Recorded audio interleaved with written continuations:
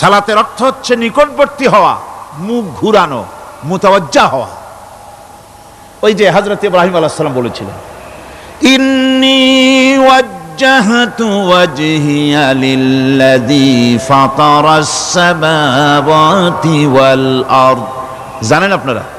পড়েন, ইন্নী ওয়াজ্জাহতু ওয়াজহিয়া লিল্লাযী ফাতারাস সামাওয়াতি ওয়াল আরদা হানিফা ওয়া মা আনা মিনাল মুশরিকিন। নিশ্চয় আমার মুখ ঘুরায় দিলাম। কার দিকে? যিনি আকাশ এবং জমিনের স্রষ্টা, সব কিছুর মালিক যিনি, তার দিকে আমি মুতাওয়াজ্জা হলাম। নামাজের অর্থই হচ্ছে মুতাওয়াজ্জা হওয়া, মুখ ঘুরিয়ে দেওয়া, চেহারা ঘুরিয়ে দেওয়া। আর নামাজের আরেক অর্থ হচ্ছে নিকটবর্তী থেকে আরো নিকটবর্তী হওয়া। আল্লাহ রাব্বুল আলামিন বলেন, নিকটবর্তী হতে হলে ওয়াসজুদ ওয়াকতারিব, সেজদা দাও আর সেজদার মাধ্যমে আমার নিকটবর্তী হয়ে যাও। সেজদা দিলেই আল্লাহর নিকটবর্তী হওয়া যায়। কোন সুবহানাল্লাহ।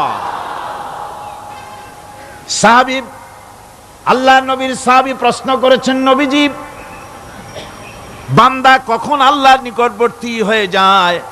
নবীজি বলেছেন, বান্দা যখন সেজদা দেয় তখন আল্লাহর বান্দার মাঝে কোনো হিজাব থাকে না, একদম আল্লাহ পাকের নিকটবর্তী হয়ে যায় বান্দা যখন সেজদায় পড়ে যায়।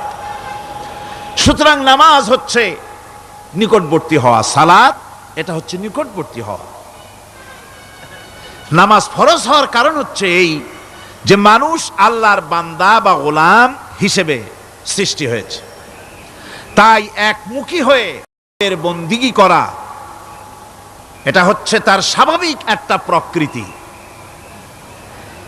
আল্লাহ রাব্বুল আলামিন এই প্রকৃতির দাবি মিটাবার জন্যই নামাজের ব্যবস্থা করেছেন। মানুষের ফিতরত, মানুষের নেচার, মানুষের ফিতরত হচ্ছে এই যে কারো না কারো কাছে মাথা নত করা, হাত জোড় করা, মাথা নত করা, সার্বভৌমত্বের মালিক কাউকে মনে করা। হাত জোড় করতে হলে, মাথা নত করতে হলে, সার্বভৌমত্বের মালিক হিসেবে কাউকে গ্রহণ করতে হলে আল্লাহর বিকল্প কেউ আছে নাকি?